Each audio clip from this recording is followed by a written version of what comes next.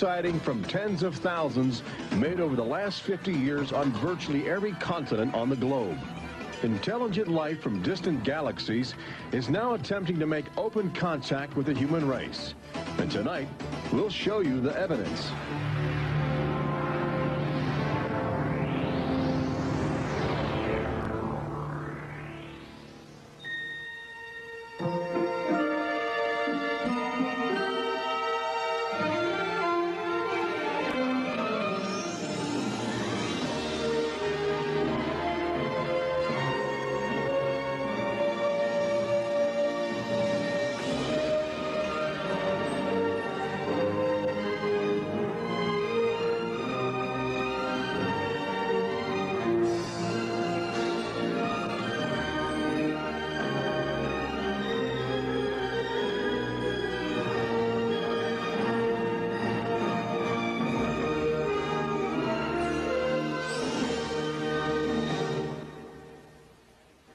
Tonight we celebrate the new Tomorrowland at Walt Disney World in Florida with a television special that's out of this world.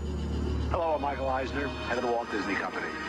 In a top secret military installation somewhere in the United States, there are those who believe that the government is hiding the remains of an alien spacecraft that mysteriously crashed to Earth. With more and more scientific evidence of alien encounters and UFO sightings, the idea of creatures from another planet might not be as far-fetched as we once thought. In fact, one of you out there could have the next alien encounter. Enjoy tonight's special. I'm going to walk over and see if I can sneak a peek. Maybe not. Alien Encounters from New Tomorrowland is brought to you by Bounty. Outstanding absorbency and durability make Bounty the quilted quicker picker-upper. Scientific verification of extraterrestrial life forms routinely arriving on Earth. Top secret reports from ongoing military investigations. Compelling home videos of alien craft captured within the last few months. World figures who have gone public with their own extraterrestrial experiences. The shocking history of government misinformation programs designed to prevent widespread panic. And personal accounts of those who have been abducted and studied against their will. It's happened to me, it's happened to my sister, and I believe my mother. My son looks me straight in the eyes, and he says, "They took blood out of you, Mama."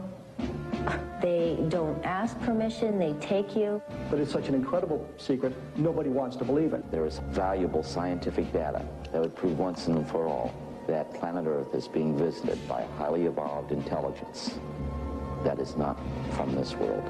Wait a minute. I've had enough. Stop it. From beyond the boundaries of our perceptions, intelligent beings are beckoning mankind to join the galactic community. It's an invitation which is both wondrous and terrifying. This is the nature of alien encounters. Mankind has the unique ability to ignore the obvious, especially when the facts reveal a disturbing truth. We once believed the sun revolved around the earth. When Galileo demonstrated the reverse is true in 1634, he was charged with heresy and placed under house arrest for the last 8 years of his life. The charges were later dropped, 342 years later. Now, as we approach a new millennium, mankind is in the midst of the most profound event in history, actual contact with intelligent life from other planets.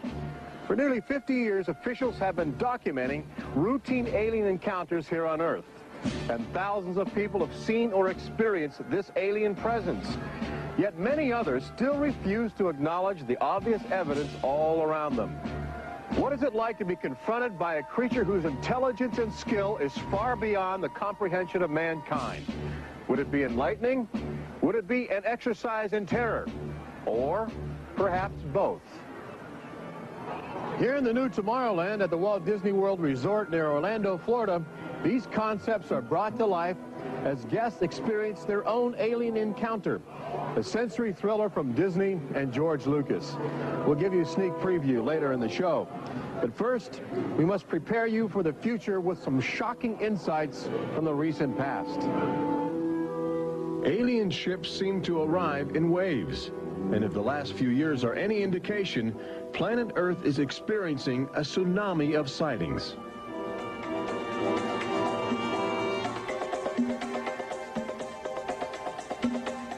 Mexico City, 1992. If you were arriving from outer space, this would be your first stop. It's the world's largest metropolitan area, easy to spot from a distance. Saucers arriving here have an affinity for military helicopters. This one was caught stalking a squadron during a national holiday celebration. Dozens of people videotaped the craft. Millions more just stared in disbelief as it covered 200 square miles of territory in a matter of minutes. Canada, 1991. In a residential area just outside Ottawa, this alien ship was photographed landing in what appears to be a prearranged site.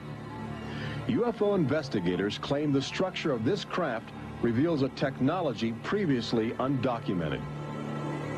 This sighting is known as the Guardian case, named after the pseudonym of the photographer who wishes to keep his identity secret to avoid harassment from local authorities uncomfortable with the notion of alien intruders. For the last few months of 1994 and lately in 1995, Gulf Breeze, Florida has been ground zero for alien encounters. Especially during the day, extraterrestrial craft have become common ornaments in the uneasy skies. Over those dunes right there. There she is, right there. Oh my God. Residents of Gulf Breeze routinely aim their home video cameras at the horizon. More often than not, they capture an astounding alien display. There it is. Right up there. Looks like an egg on top and an egg on the bottom. You would think these alien sightings would be front page news. So why have they received almost no national attention? The answer is simple. For governments determined to maintain their authority, extraterrestrial contact is pure dynamite. They're beings from another planet. We don't know where they come from. We don't know what they're doing here. There's nothing we can do about it. Meet Captain Kevin Randall, retired Air Force intelligence officer, now a top investigator of alien encounters. Anytime a technologically superior civilization comes in contact with a technologically inferior civilization, the technologically inferior civilization ceases to exist. Not necessarily through conquest, not necessarily through invasion, but because the technology changes the underlying social structures of that civilization and it disintegrates. Those fears are reflected in a 1960 federally funded study by the Brookings Institution, which warned that public knowledge of alien life could cause civilization to collapse. So they began a policy of covering up and hiding the information, but they also began a policy of ridiculing, so that people who really see something are afraid to come forward. This isn't right to do the ridicule. I mean, a lot of people suffer. Retired Army officer Clifford Stone certainly suffered after he began private research into the UFO phenomena while still in the service. Well, I was given a lawful order while I was in the military to back off. I refused that lawful order. That resulted in me having to go to be psychoanalyzed, which kind of backfired on my command. But I was actually given a lawful order not to write to members of Congress without first getting it approved through my command, and not to talk to members of the media. Of course, I went out and violated all those directives simply because I felt they had no right, that I had a right. He also has determination. This collection of classified government documents represents years of determined effort by Stone to open the UFO files and offer fresh leads to investigators on the trail of the truth. It is not surprising that this book is making top military officials very uncomfortable. I think that some of the underlying concerns they have is the impact it will have on society as a whole if the information is ever released. But why have aliens chosen to visit our small blue planet, hidden on the distant fringes of an insignificant star cluster? Well, we invited them here. When we return, what is attracting alien visitors to planet Earth? Extraterrestrials take aim on America's military. A A crashed saucer becomes a top-secret bombshell. The nation's capital becomes a cosmic crossroads. And later, how Disney Imagineers have designed a way to prepare humans for their inevitable alien encounter.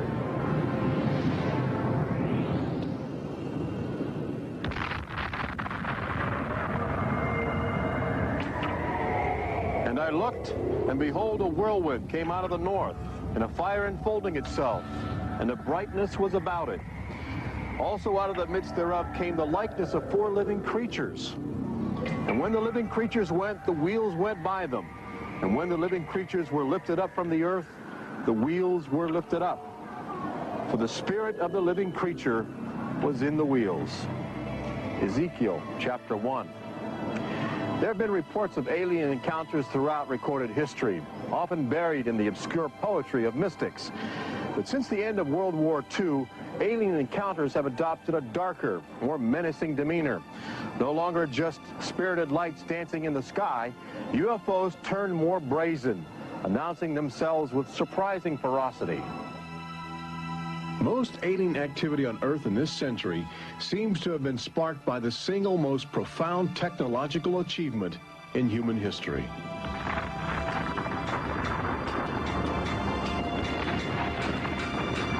The atomic bomb did more than blow away every conventional notion of combat. It also saddled mankind with the awesome responsibility of life and death for the entire planet.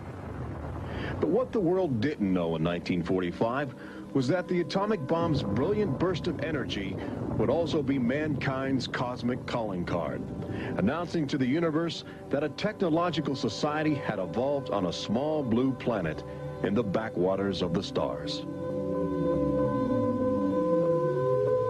So as the world celebrated the war's end in 1945, aliens who heard man's atomic trumpet were already charting their course towards Earth, responding to our open invitation. As early as 1947, the large alien ships began to arrive, navigated by living creatures. Their advanced physics allowed them to traverse the galaxy and pierce Earth's atmosphere with amazing speed.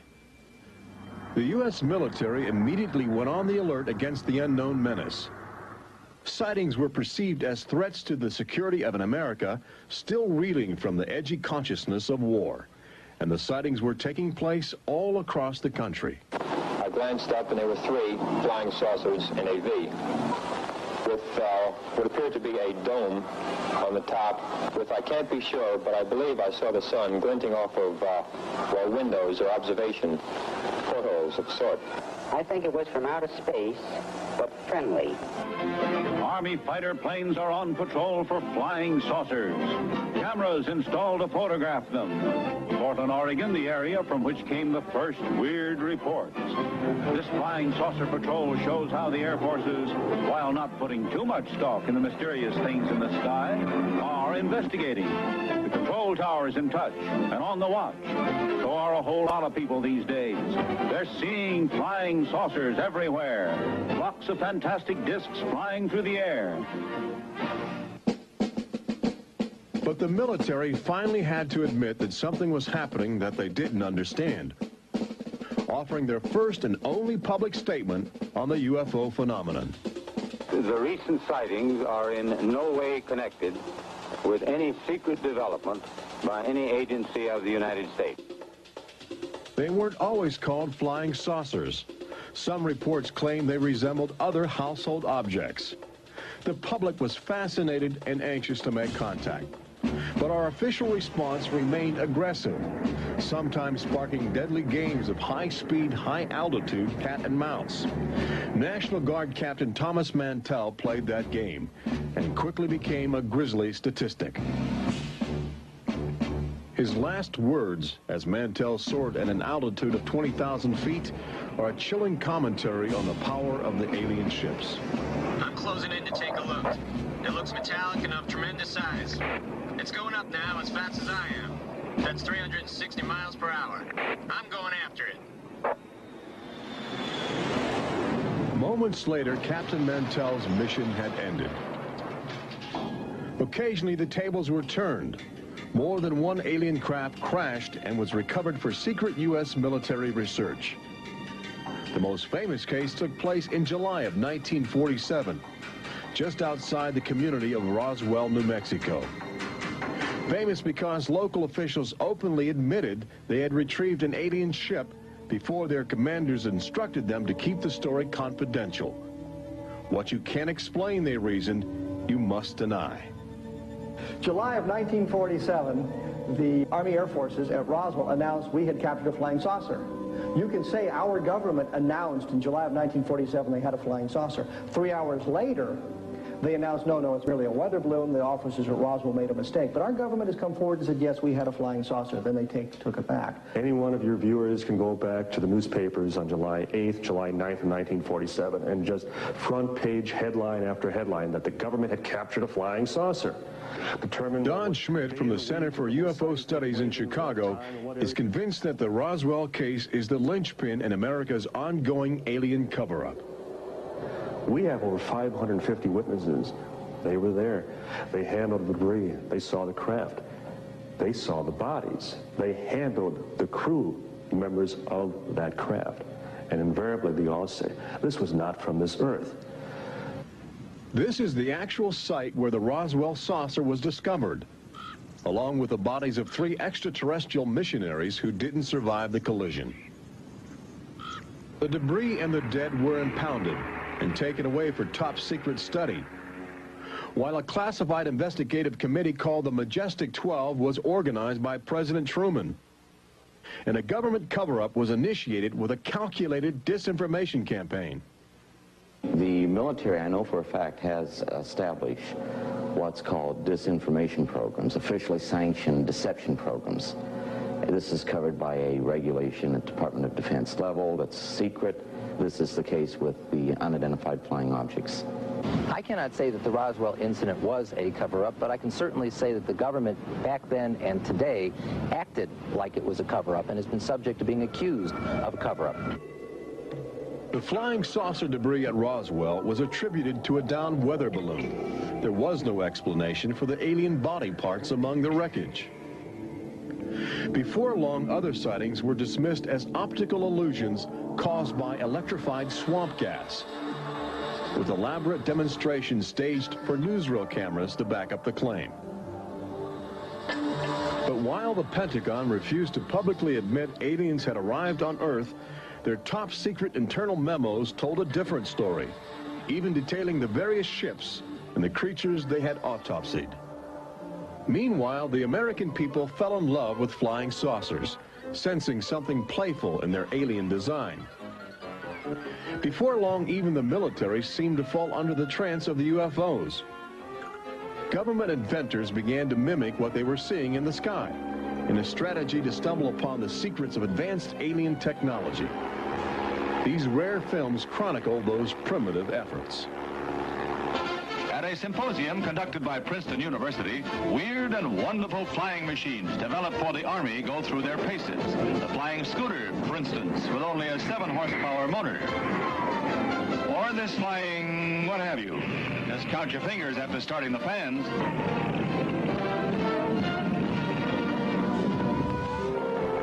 The naive attempts to copy the saucers began to look foolish, especially in July of 1952, when real alien ships were routinely buzzing over Washington, D.C., leading fighter pilots on frustrated chases lasting as long as 6 hours.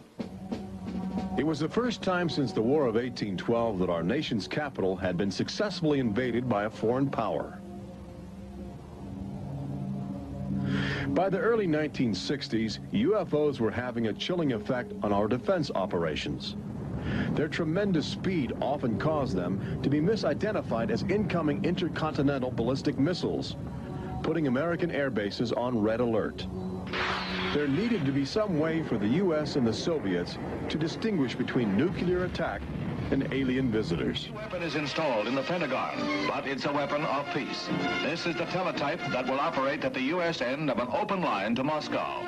This link, it is hoped, will help avoid misunderstandings that could possibly trigger a catastrophe. Now, our president could be in touch with the Russian premier in a matter of seconds.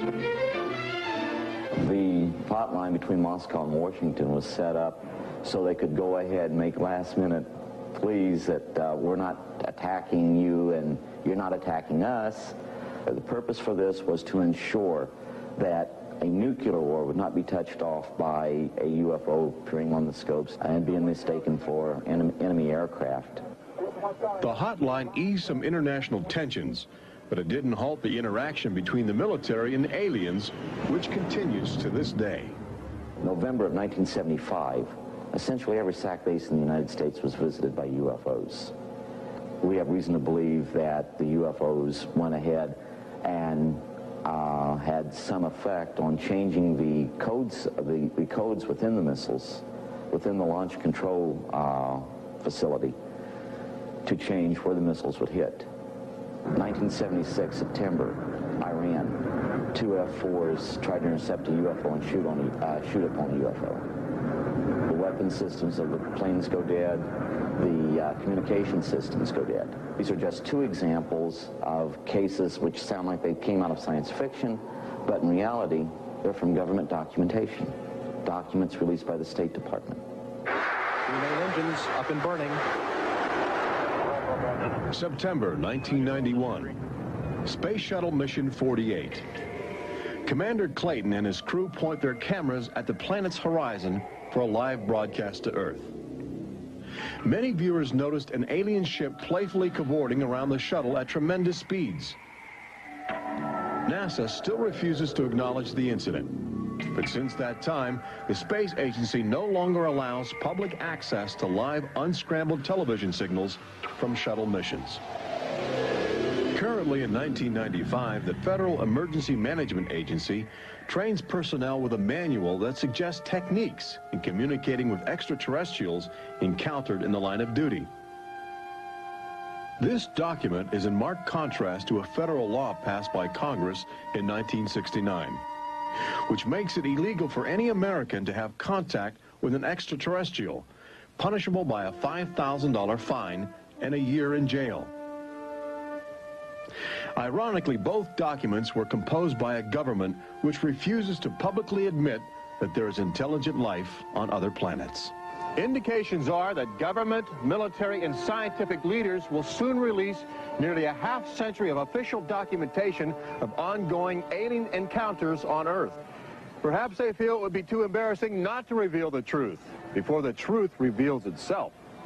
But these FBI files acquired through the Freedom of Information Act outline nearly 50 years of UFO reports investigated by federal agents all across America. Overwhelming evidence that something sinister is at work. But look carefully. The torn pages, the ragged copies, the large areas blacked out in an effort to keep secrets locked away. If we are keeping information, which I am certain we are, from the American public on unidentified flying objects, then we're wrong. Government has an obligation to the people to tell the truth. No matter what that truth might be, the people have a right to know that planet Earth is being visited by a highly evolved intelligence that is not from this world.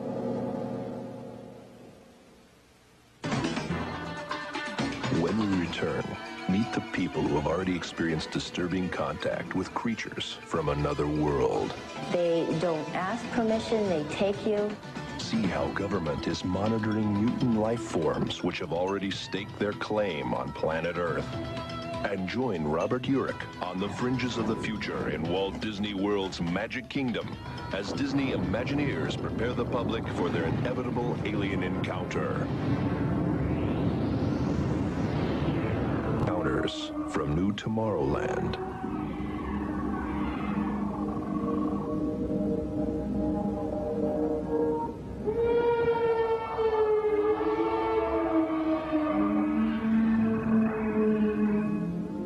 The fact is, everyone encounters alien life forms each day.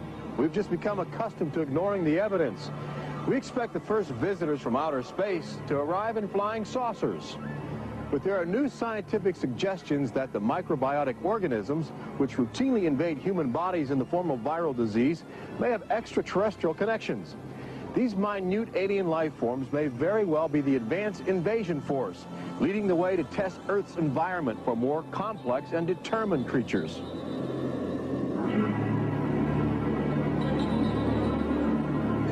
The idea is not new. Arrhenius, a Swedish chemist who died in 1927, first proposed the theory of transfermia, the notion that life is universally dispersed, possibly carried by cosmic winds across the vast expanse of the galaxy in the form of viral spores. Uncovering this mutating alien life is an ongoing government project carried out by scientific teams at NASA. They begin by collecting meteors which have landed on the barren landscape of Antarctica. Here, low temperatures preserve the alien life clinging to 4-billion-year-old cosmic debris.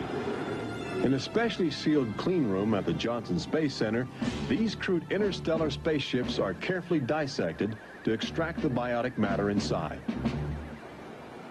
Amino acids, a kaleidoscope of organic compounds, and the chemical catalysts of life are analyzed with sophisticated gas chromographs and mass spectrometers.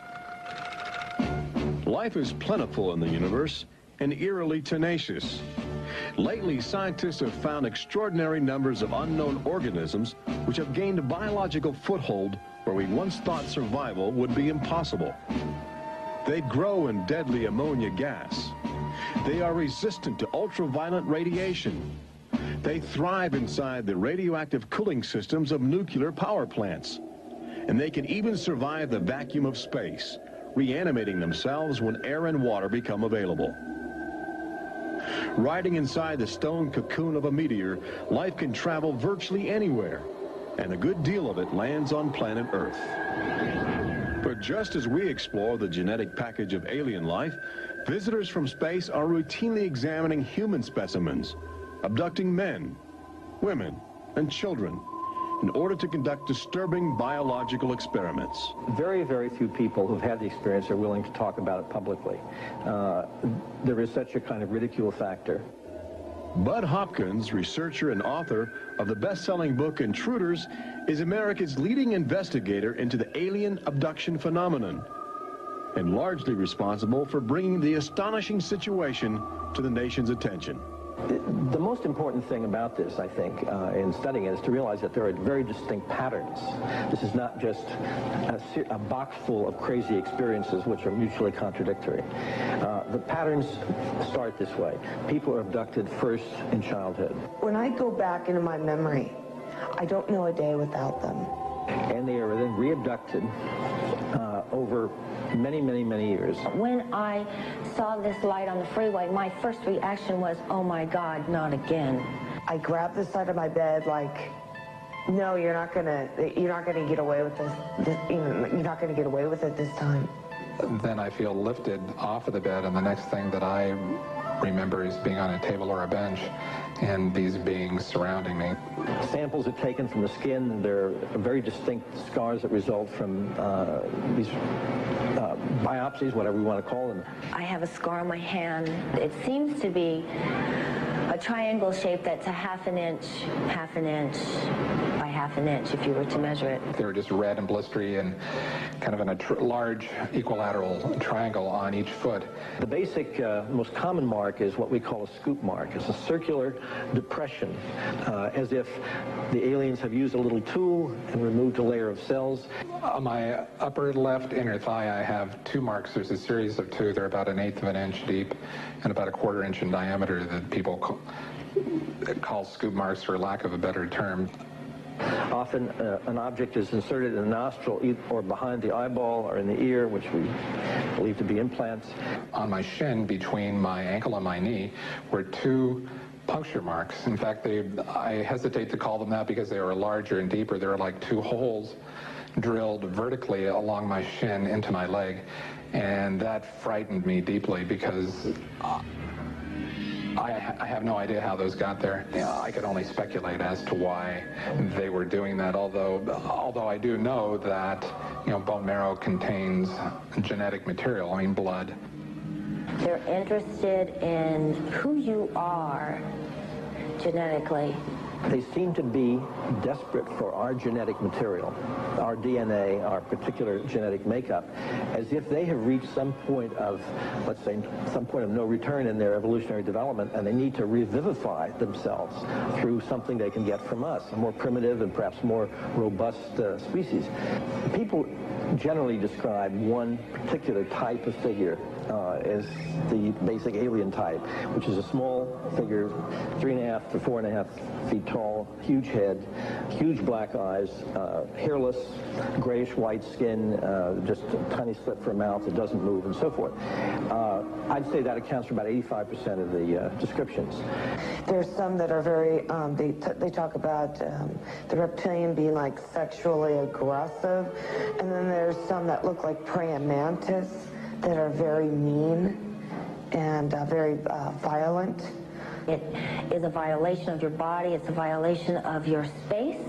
They don't ask permission. They take you. On this earth, when you are raped, when you are mugged, even if you don't see that person that is doing you bodily harm, you have somewhere to go. You can go to the police and at least give a report whether they do something or not.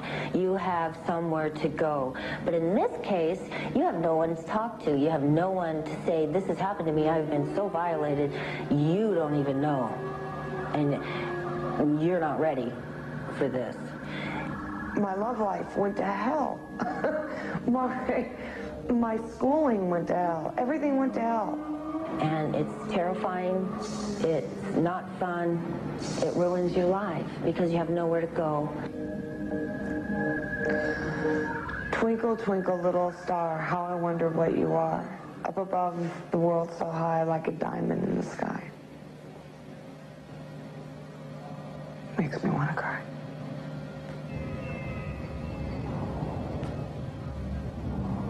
Part of the trauma involved in this is our government telling us that these objects don't exist. And I seem, and other members of my family, and other people seem to have these experiences.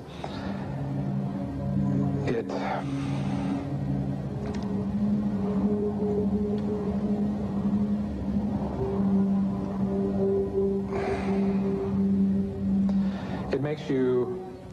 makes you doubt your sanity. The range of people who have had abductions around the world, because it is a global phenomenon, is just, it's a total range. I've worked with people who are of Oriental backgrounds, African-American background, Hispanics. I've worked with one NASA scientist, a research scientist, who is an abductee, a police lieutenant from the South, doctors, lawyers. I mean, I've had, incidentally, 7 psychiatrists come to me because of their own personal abduction experiences. The phenomenon affects people from all walks of life. And it has a dramatic effect on families. Debbie and Terry know firsthand. Both are ongoing abductees with deep concerns about the chilling connections between aliens and their children. I thought this was mental illness. Then my son started speaking about little airmen coming into his room and taking us up, and there was even one point where he said, "They took blood out of you, Mama." He wanted guarding all the time. He wouldn't go to bed at night unless I slept with him. He was angry. And the other thing is he started setting traps. One night my husband came home from work and there's these little colored stones all over the garage. And Dale, my husband, said, "What is this for?" And he says, "Well, this is when the airmen come, they slip and fall on their butts." The interesting thing about children is a sort of innocence about their perceptions. I will present these cards of different heads, and there's Santa Claus, Batman, policeman, a clown, Ninja Turtle, an alien. What we do is to see how the child responds when we get to the alien face, and it can be extremely moving because I've seen children just collapse when they see the drawing of the alien, crying, hugging their fathers or their mothers in terror. Well, she was 4 years old, and she was past bedwetting and all of that behavior. She was beyond that, and she'd never wet her bed. And when we moved to Banning, she started having nightmares every night and wetting her bed. And a couple of weeks ago, she had a bunch of scratches on her face, and she didn't have them when she went to bed. I said, "What happened?" And it was funny. The only thing I could get out of her was that she asked me, do aliens hurt you? And I went, what? And a woman told me, for instance, that her little girl, when she was first able to talk, would tell her about these nightmares of what she called the bugs coming in the room. And they were big bugs with big eyes. And again, there were some physical marks, all the surrounding evidence suggesting abductions. At one point, the mother, a few years later, was getting out of the car with her daughter at a shopping mall, and the Goodyear blimp was coming over. And the little child said, Mommy, look, don't you remember when you and I were up in that thing with the bugs? The last time I had a session, in that session I actually saw Lexi being escorted by 2 small grays. And it was very upsetting to me. I could not handle the fact that my daughter was being subjected to something that I had no control over. And when I think you have no control over something, that you're so helpless, it's like your child's drowning or something and you can't save them. I feel like I'm going to go crazy because there isn't anything I could do for my son. I know. One of the most interesting things, too, from a child's point of view, has to do with the fact that communication is telepathic. One little boy drew on some drawings he'd made for me of the aliens. He put on the side of the head, each alien head, a gigantic ear, just one. And his mother said, what's that? And he said, well, Mommy, I know they don't have ears, but I put that there because, you know, they can hear everything you're thinking. When we return, Robert Urich takes you to the new Tomorrowland in Walt Disney World's Magic Kingdom, where Disney Imagineers are creating extraterrestrial excitement, preparing the public for cosmic contact with a virtual alien encounter.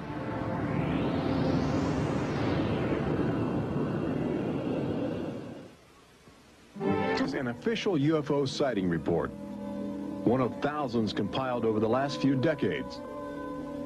This particular report from October 1969 was filled out by Jimmy Carter.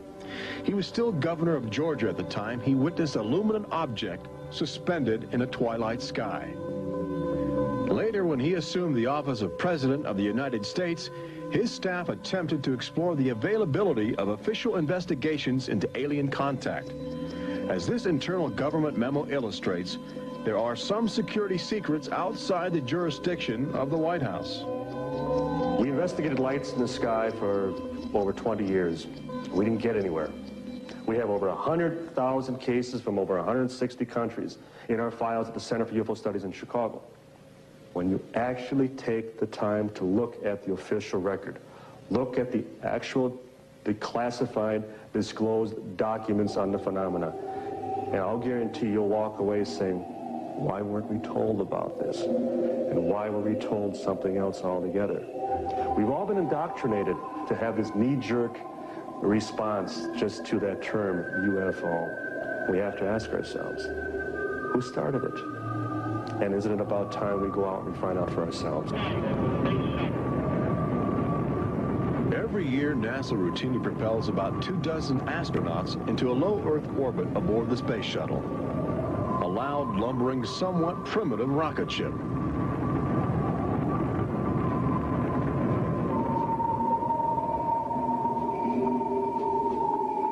But most Americans will likely explore outer space aboard crafts of alien origin.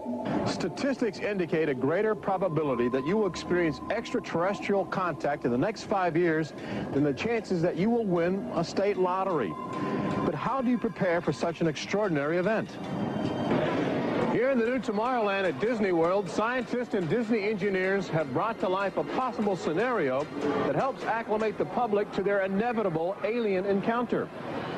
Welcome to the new Tomorrowland Convention Center in the Magic Kingdom, where humans can enjoy their first taste of the future, as well as advanced extraterrestrial technology, and begin to understand the disturbing facets of alien intelligence. Access Technologies, an interplanetary manufacturing and marketing conglomerate, is one of the first alien firms to take advantage of this showcase facility in New Tomorrowland, introducing humans to technology which promises to seize the future. Today, guests are exploring the concept of teleportation, the ability to transmit solid matter or living creatures across the endless void of space. Inside this chamber at the Extraterrestrial Alien Encounter Attraction, cosmic representatives will demonstrate the secrets of a brave new world. Utilizing the ominous device, two very different life forms will make contact via the teleportation process. Unfortunately, high technology can backfire if operated by careless hands. As the seat restraints lock into place and the power generators are activated by anxious extraterrestrials, these happy humans are about to discover a disturbing truth.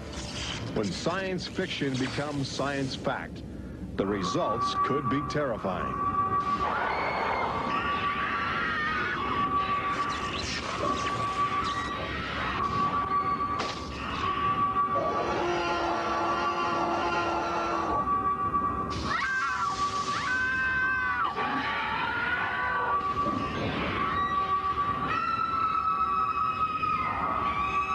Alien Encounter opens at Walt Disney World summer 1995.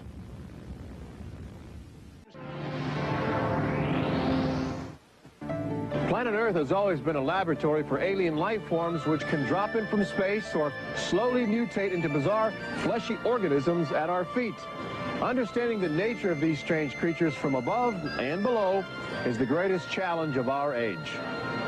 We now know that our future, indeed the future of Earth itself, rests in the balance of the solid and the ethereal, of common sense and the irrational, in our relationship with alien life as grotesque as a fungus or as glorious as the heavens.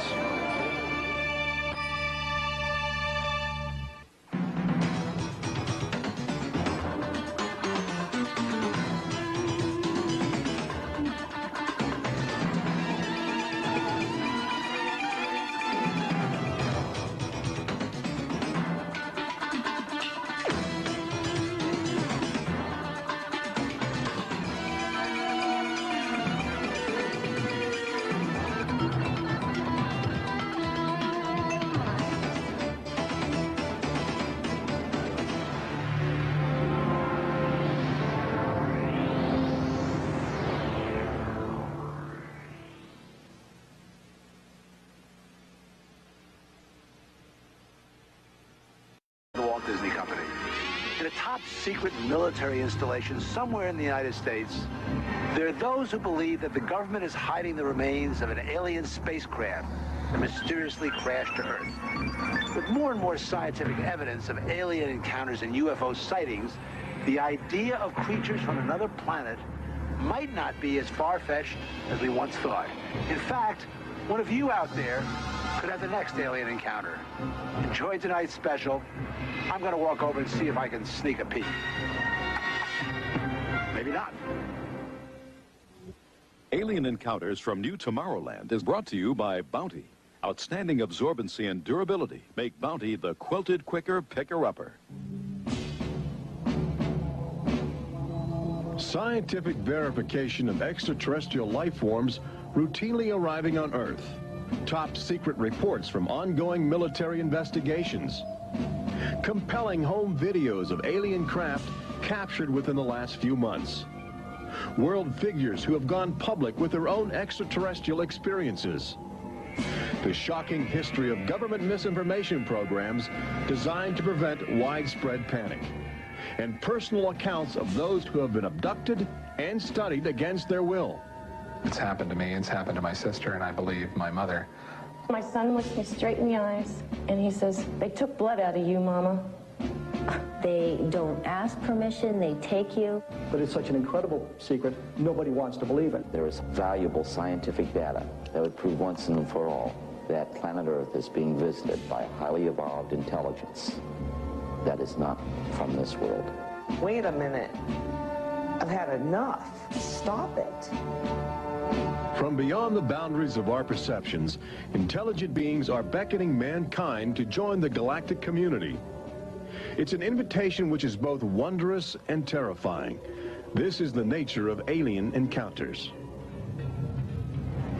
Mankind has the unique ability to ignore the obvious, especially when the facts reveal a disturbing truth. We once believed the sun revolved around the earth. When Galileo demonstrated the reverse is true in 1634, he was charged with heresy and placed under house arrest for the last 8 years of his life. The charges were later dropped, 342 years later.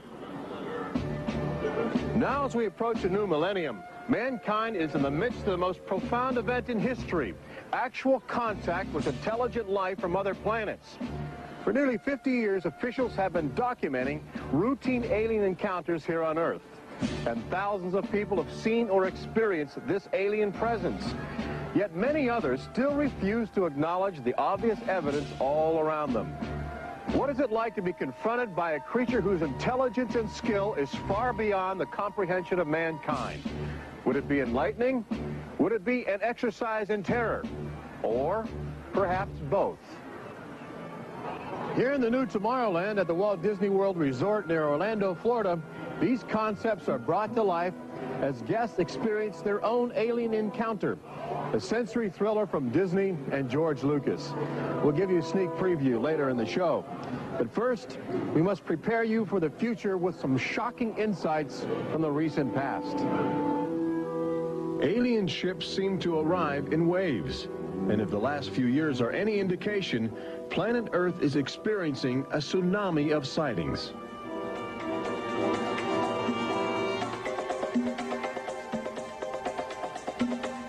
Mexico City, 1992. If you were arriving from outer space, this would be your first stop. It's the world's largest metropolitan area, easy to spot from a distance. Saucers arriving here have an affinity for military helicopters. This one was caught stalking a squadron during a national holiday celebration. Dozens of people videotaped the craft. Millions more just stared in disbelief as it covered 200 square miles of territory in a matter of minutes. Canada, 1991. In a residential area just outside Ottawa, this alien ship was photographed landing in what appears to be a prearranged site. UFO investigators claim the structure of this craft reveals a technology previously undocumented. This sighting is known as the Guardian case, named after the pseudonym of the photographer who wishes to keep his identity secret to avoid harassment from local authorities uncomfortable with the notion of alien intruders. Sighting from tens of thousands made over the last 50 years on virtually every continent on the globe. Intelligent life from distant galaxies is now attempting to make open contact with the human race. And tonight, we'll show you the evidence.